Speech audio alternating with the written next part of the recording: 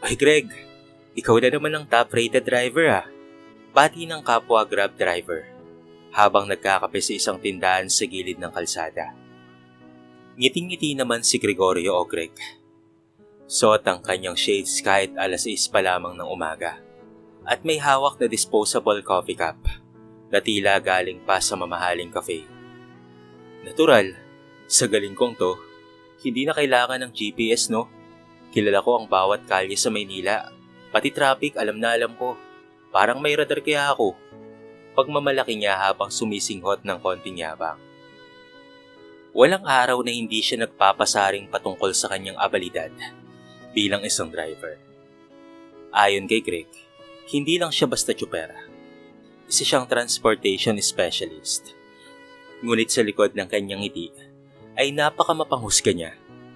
Kapag may sumasakay na mukhang maralita, agad ang reklamo niya. Naku, ang malas ko naman. Bagong linis pa naman tong kotse ko. Kapag mukha namang mayaman, panay ang bola niya. Ma'am, sir, gusto niyo po ba ng music? O gusto niyo po tahimik lang? Para kay Greg, ang itsura ang batayan kung sino ang dapat na igalang. Nang araw na iyon, ay maaga siyang bumiyahe.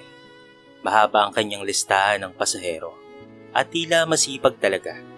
Hindi dahil sa malasakit, kung hindi dahil sa puntos at tip. Isang pasahero ang binaba niya sa BGC, ang kanyang panibagong kwento. Isang babae raw na mukhang kakaiba, ang sumakay sa kanya kahapon. Grabe pre, may sumakay sa akin. Amoy pawis. Parang gusto ko na nga siyang i-cancel Pero naisip ko, sayang ang pera. Sayang rin ang tip. Mukha siyang promdi. Kulot na parang walis tambo ang buhok. Tapos parang kinagat ng bubuyog yung labi. Tumawa ang mga kasamang driver. Anong ginawa mo pare? Dinilahit ko ng palihim. Tinanong ko pa kung yaya siya. Tapos nilagyan ko ng mas mataas na single dahil feeling ko late na yung alaga niya. Biro niya, sabay inom sa natitirang kape. Mula sa panlabas na anyo, pinipintasan niya ang mga hindi pasado sa standard niya. Para kay Greg, ang maitim, kulot at simpleng anyo ay simbolo ng kahirapan. Kumakaway na ang araw sa langit nang tumunog ang cellphone niya. Merong bagong booking.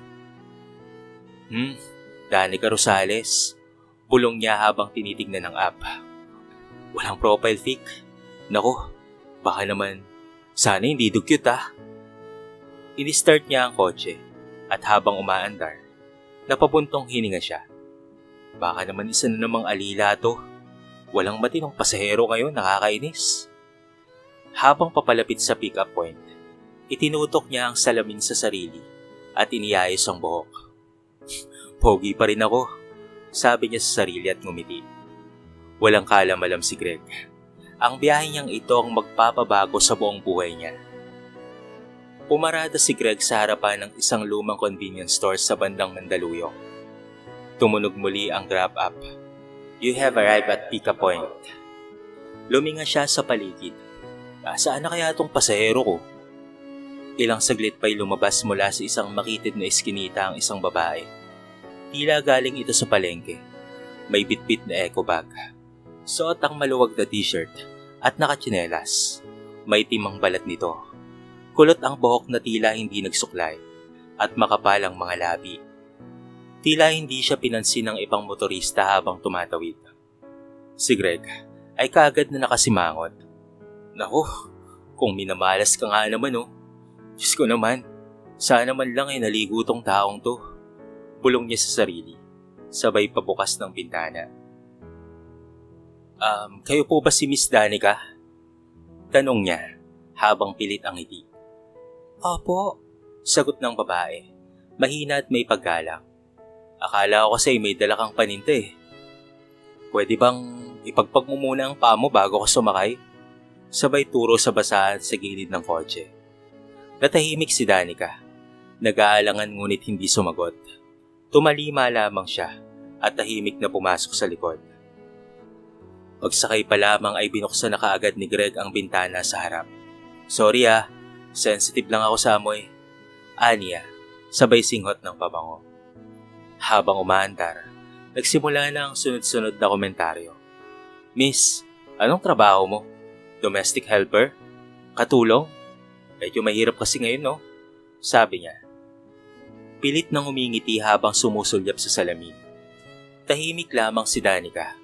Ngunit ang kanyang mga mata ay nananatiling matalas, nakatitig sa labas ng bintana. Pero ayos lang. Lahat naman tayo nagsisimula sa mababa.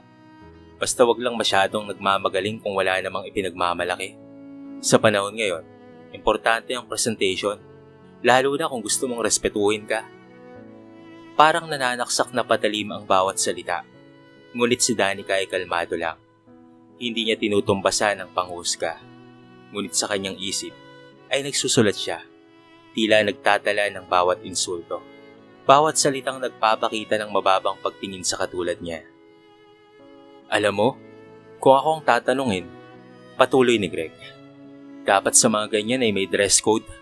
Kasi kung ano-ano na lang ang pasahero ngayon May umuupo na parang galing pa sa bundok. Tahimik pa rin si Danica, ngunit may unti-unting ngiti sa gilid ng kanyang labi. Hindi galit, isa yung ngiting alam mong may alam siyang hindi mo alam. Habang papalapit sa destinasyon, napatingin si Greg sa map. Anong lugar to? Subdivision? Tanong niya. Opo, maikling sagot ni Danica. Sigurado ka? Doon tayo papasok? Sabay turo niya sa gate ng isang eksklusibong village. Doon po mismo, sagot ni Danica. Hindi pa rin nawawala ang payapang tinig. Habang papalapit sa gate ng eksklusibong subdivision, lalo pang umasim ang mukha ni Greg. Naku, sigurado ka bang dito ka nakatira, miss? Baka nagkakamali ka lang ng pin mo o may padala ka lang sa amo mo. Ngumiti lang si Danica, ngunit ang mga mata nito ay malamig. Doon po sa loob, sabay turo sa gate. Pagdating nila sa guardhouse, tinignan ng gwardiya ang kotse. Lumapit ito sa bintana. Sir, sino po ang sakay-sakay niyo? Bago pa makasagot si Greg, nagsalita si Danica. Kay Ma'am Danica Rosales po. Ako po si Danica. Agad na tumindig ang guard sa atensyon. Ay, ma'am, pasensya na po Saglit lang po, bubuksan ko na po ang gate. Napakunot ang noo ni Greg. Ha? Siya si Danica? Siya yung nakatira rito? Pulong niya habang pinapanood ang pagbukas ng gate. Pagkapasok nila sa loob, hindi siya makapaniwala. Dumaan sila sa mga malalawak na kalsada ng village. Mga bahay na parang mansyon, mga sasakyang mamahalin. Tanaw ang malawak na hardin. Baka katulong lang talaga siya, tapos nagpapasundo lang. Bulong muli niya, pilit na pinapaniwala ang sarili. Hanggang sa uminto sila sa harap ng isang modernong mansyon. Malaki, may 3 palapag, at may sariling fountain sa harap. At may sports car na nakaparada sa driveway. Si Danica ang bumaba. Kinuha ang eco bag na kanina'y pinandidirihan ni Greg. Bumaling siya sa driver at ngumiti. Salamat sa biyahe, Aniya. Pakisend na lang po ng resibo. Ngunit bago siya tuluyang pumasok sa gate, ay lumingon siya. Alam mo Greg, minsan ang tunay na yaman, hindi nakikita sa balat o buhok, pero ang kahirapan ng pag-uugali, rinig na rinig sa bawat salita mo. Sabay ngiti at pumasok sa loob. Nanigas si Greg sa kinauupuan, parang binuhusan ng malamig na tubig. Paanong? Siya yun? Siya ang may-ari ng bahay na to? Pinagmasdan niya ang paligid. Lahat ng nakikita niya ay sumisigaw ng yaman. Nakaramdam siya ng pagkalito, tapos unti-unting sinakal siya ng hiya. Hindi niya alam, habang sila'y nasa biyahe, ay nakarecord pala ang lahat ng sinabi niya, mula sa tanong kung katulong siya, hanggang sa komentaryo sa amoy at itsura. At si Danica, isang tech mogul, at kilalang influencer na madalas mag-prank at magturo ng aral sa social media. Ngunit sa sandaling iyon, hindi niya pa alam kung gaano kalala ang kakaharapin niya. Muling bumalik ang linya ni Danica sa kanyang isipan. Ang tunay na yaman, hindi mo makikita sa kulay ng balat. At ngayon, ramdam ni Greg ang bigat ng mga salitang yon. Isang bigat na hindi kayang buhatin kahit ilang star rating pa ang meron siya. Hindi pa rin umalis si Greg sa tapat ng mansyon.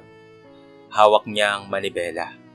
Pero ang isip niya ay naglalakbay pabalik sa mga sinabi niya sa biyahe. Tila lahat ng masakit na salita ay biglang bumalik sa kanya. Mas malakas, mas malinaw, at mas nakakahiya. Ang kapal ng mukha ko, bulong niya, habang pinagmamasdan ng mansyon at tila nanliliit siya sa harap nito. May lumapit na gwardiya at kumatok sa bintana niya. Sir, okay lang po ba kayo? Pwede na po kayong umalis. Bigla siyang natauhan.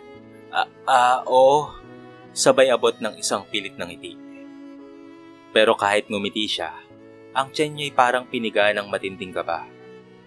Habang papalis na, hindi niya mapigilan ang paglingon. Doon niya napansin na may paparating na SUV. Bumaba ang isang lalaki at babae. Pawak na kabarong at corporate attire. Tila may meeting sa bahay. Isa sa kanila ay lumapit kay Danica at yumuko pa bilang pagbati. Ma'am Danica, handa na po ang presentation para sa investors nyo. Ma'am? Investors? Hindi niya alam kung bakit nanginginig ang kamay niya habang pinipindot ang Android sa kanyang Grab app. Kinabukasan, may kakaibang ingay sa social media. Pagbukas ni Greg ng kanyang cellphone, bumulaga kaagad sa kanya ang isang viral video. Isang car driver, nilahit ang CEO na pasahero dahil sa itsura. Ito ang nakalagay sa caption. Thumbnail pa lamang, kilala na niya ang mukha niya at pati na rin ang kanyang boses. Hindi may kakailang siya yon. Si Greg, habang pinagmumukhang hamak at mababa si Danica. Bumilis ang tibok ng puso niya. Pinindot niya ang play button. Mukha kang amoy pawis.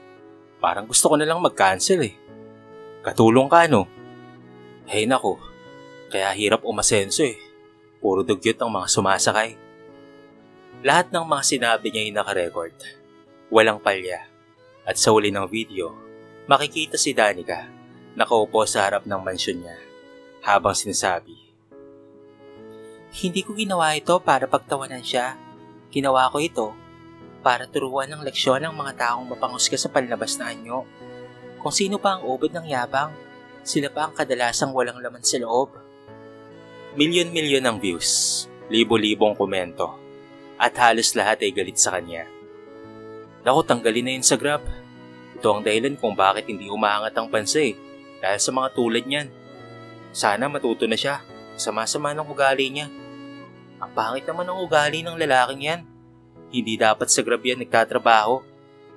Mga komento sa comment section. Tumutunog na ang cellphone ni Greg. Tumatawag ang Grab operations. Hindi niya na sinagot. Alam na niya ang kasunod nito. Dahan-dahan niyang inilapag ang cellphone. Sumandal siya sa pader ng kanyang maliit na kwarto. Tila hindi sapat ang hangin. Para siyang nalulunod sa sariling kahihiyan. Ang yabang na akala niya ay magdadala sa kanya sa taas, ngayon ay siya na mismo ang naging dahilan ng kanyang pagbagsak. At sa likod ng lahat ng ito ay ang babaeng tinawag niyang katulong, si Danica Rosales. Ang bilyonaryong CEO na hindi niya pinansin, kung hindi hinusgahan. Kinabukasan, hindi na pumasada pa si Greg, hindi dahil tinanggal na siya sa Grab. Hindi pa opisyal, pero sa dami ng mensaheng natatanggap niya, pakiramdam niya ay wala na siyang mukhang ihaharap. Binura na niya ang kanyang app, tinanggal ang sticker sa kanyang sasakyan, pero hindi mabura ang kanyang pangalan sa social media. Isa na siyang viral example ng diskriminasyon, ng pagiging mapangusga, mapanlait, at mayabang sa mga taong sa tingin niya ay mababa. Maya-maya ay may kumatok sa kanilang gate. Iniluwa ni Greg ang kanyang kape. Isa itong reporter. Sir Greg Samson, kami po ay mula sa isang media outlet. Pwede po ba kayong makausap patungkol sa viral video? Wala akong masasabi. Mabilis niyang sagot sabay sara ng gate. Samantala sa kabilang dako ng lungsod, nasa loob ng opisina ng kanyang kumpanya si Danica Rosales. Suot ang simpleng blouse at slacks. Walang makeup at kulot pa rin ang buhok. Pero ngayon, ay sa harap ng mga empleyado, Siya ang CEO na tinitingala. Ma'am Danica, ang lakas po ng dating ng video nyo. Trending po sa TikTok, Facebook, at pati na rin po sa YouTube. Gusto po ng maraming kumpanya na makipag-partner po sa inyo para sa diversity and inclusion campaigns. Ngumiti lamang si Danica. Hindi ko ginawa yun para sumikat. Gusto ko lang ipaalala sa lahat na ang pagtingin sa kapwa ay hindi kailanman dapat nakabase sa kulay ng balat, ayos ng buhok, o anyo ng labi. Tumango ang kanyang PR manager. Tama po kayo, ma'am. At sa totoo lang po, may mga Grab driver na rin po ang nag-reach out para humingi po ng paumanhin sa ngalan ng industriya. Kung ganon, sagot ni Danica, siguro panahon na para ipakita kung paano dapat humarap sa ganitong sitwasyon. Hindi lang basta gantihan, kung hindi magturo. Sa maliit na iskinita ng kanyang tinitirang barong-barong, nagtatago naman si Greg. Wala nang bumabati sa kanya. Ang mga kapitbahay na dati humahanga sa kanyang forma ay ngayon ay umiiwas na. Isang hapon, may dumating na liham sa kanilang bahay. Galing sa Rosales Tech Corporation. Kinabahan siya at pinuksan niya ito. Mahal naming Ginoong Greg Samson, nais po naming ipabatid na hindi kami galit. Sa halip, nais naming anyayahan kayo sa isang seminar patungkol sa empathy and inclusion in the service industry. Isasagawa sa aming HQ. Kung kayo po ay bukas, nais naming bigyan kayo ng pagkakataong matuto, magpaliwanag, at marahil magsimulang muli. Hindi siya makapaniwala. Pagkatapos ng lahat ng ginawa at nasabi niya, bakit siya binibigyan ng pagkakataon? Saglit siyang napatingin sa salamin. Nakita niya ang sarili. Hindi na ang mayabang na hari ng kalsada, kung hindi ng isang lalaking pinagsakluban ng mundo. At ngayon may pagkakataong muling buhay ng sarili. Hinawakan niya ang liham, at sa unang pagkakataon na mahabang panahon, pumuntong hininga siya. Siguro, panahon na rin para magbago. Linggo ng umaga, suot ang kanyang pinakamaayos na polo at slacks. Tahimik na pumasok si Greg sa isang malaking gusali sa BGC. Nakaukit sa marble wall ang pangalan, Rosales Tech Corporation. Kinakabahan siya habang lumalakad sa reception area. Greg Samson po ang pangalan ko. May invitation po ako para sa seminar. Ngumiti ang receptionist. Yes, sir. Please proceed to the 7th floor. Conference room C. Sumakay siya ng elevator at habang pataas ay parang biglang bumigat ang hangin. Sa bawat level na nadaanan ng elevator, parang bumabalik sa kanya ang mga alaala. Mga salita niyang hindi na mababawi, mga titig na mapanglait, at ang pagkakamali niyang lumalamon sa kanyang pagkatao. Pagdating sa silid, may ilang tao roon, mga Grab drivers, delivery riders, sales agent, at lahat invited. Lahat ay may kanya-kanyang kwento ng paghusga at panghusga. Tumayo ang isang babaeng facilitator. Magandang umaga sa inyong lahat.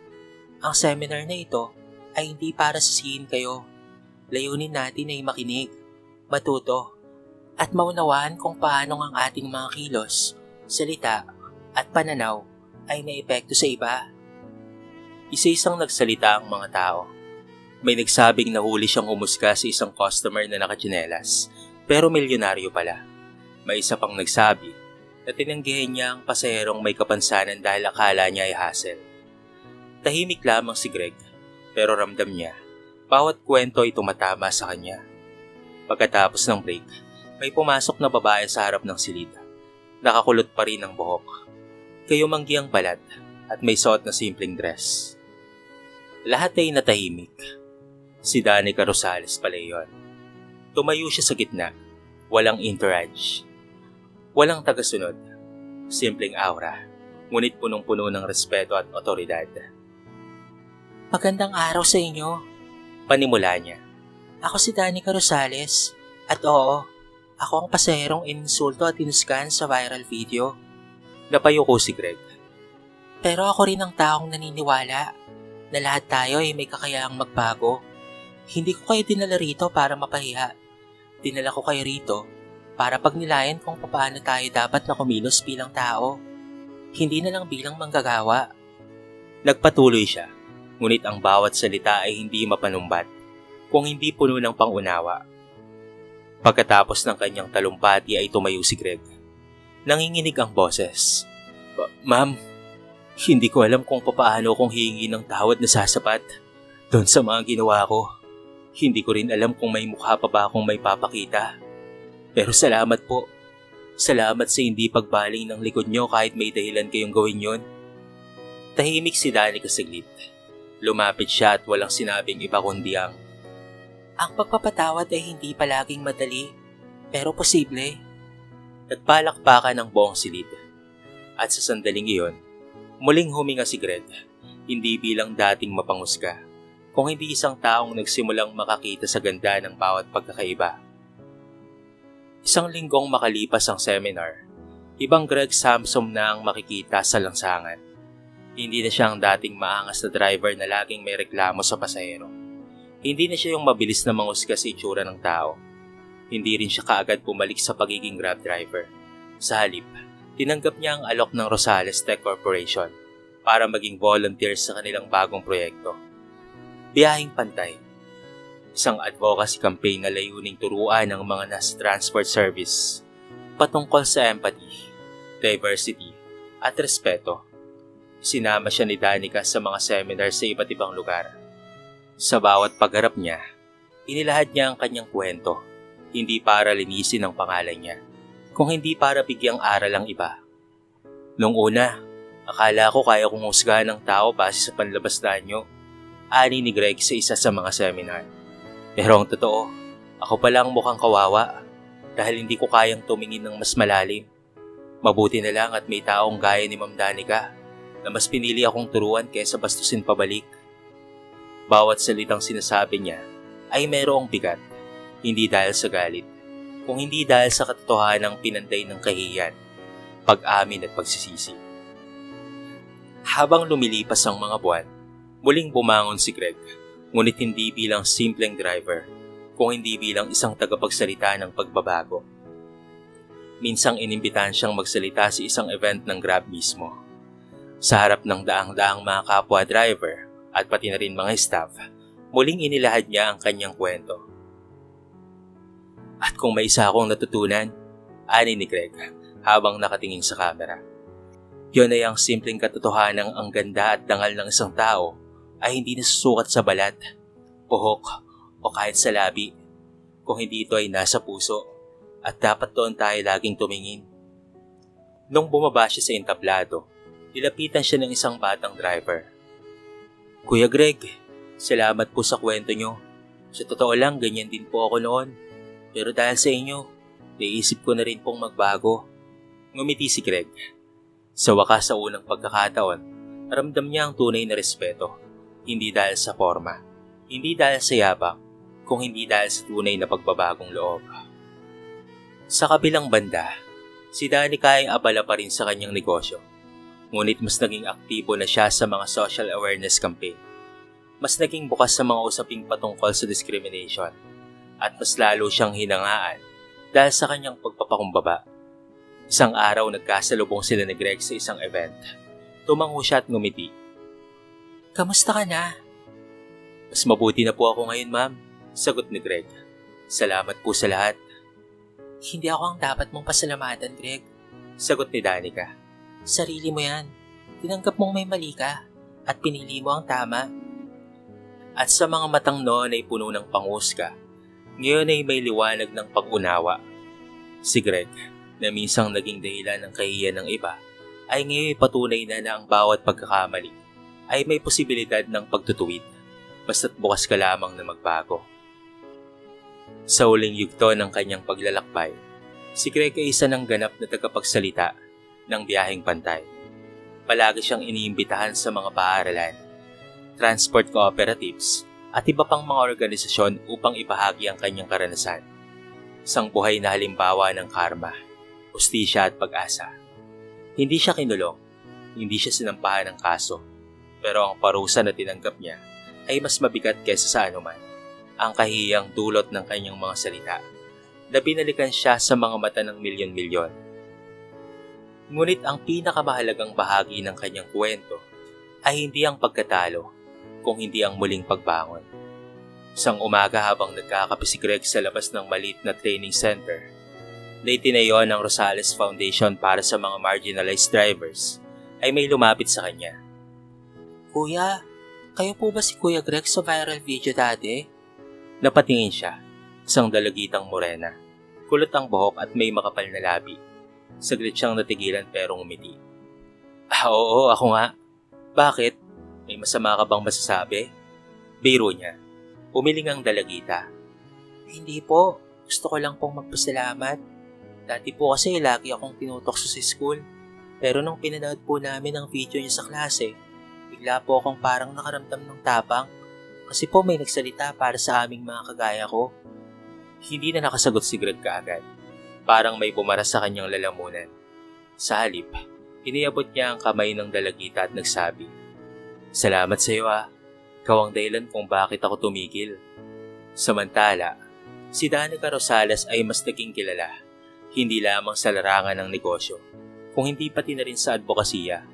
Pinagkatiwalaan siyang maging ambassador ng ilang international orgs para sa diversity and inclusion.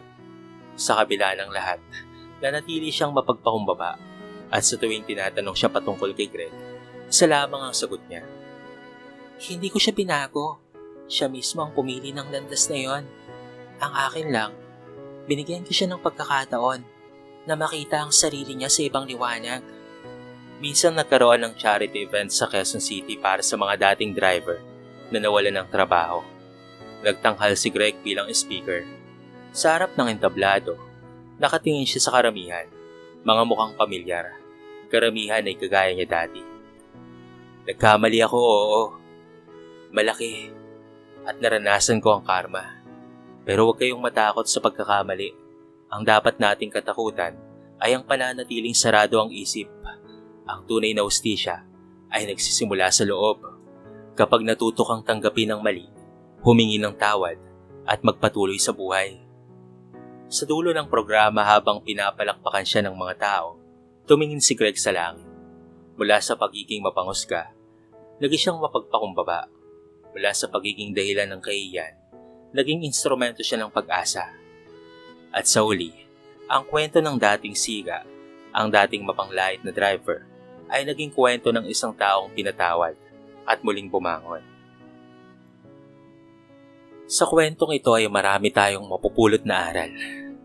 Isa na nga riyan, ay huwag manghusga base lamang sa panlabas na kaanyuan. Dahil hindi natin alam, na baka mas mabigat pa pala na panghusga ang bumalik sa atin dahil sa ating mga masasamang sinabi. Kayo mga kabarangay, ano ang masasabi nyo sa ating kwento sa araw na ito? I-comment nyo naman sa baba ang inyong mga reaksyon at babasahin natin ang lahat ng yan. I-comment nyo na rin kung taga saan kayo para naman malaman ko kung hanggang saan umabot ang video na ito. At kung bago ka pa lamang sa ating channel, baka naman pwedeng pakihit ang subscribe button at bell notification button para palagi kang updated sa mga bago nating upload na katulad nito. So paano mga kabarangay? Hanggang sa muli, thank you so much and peace out.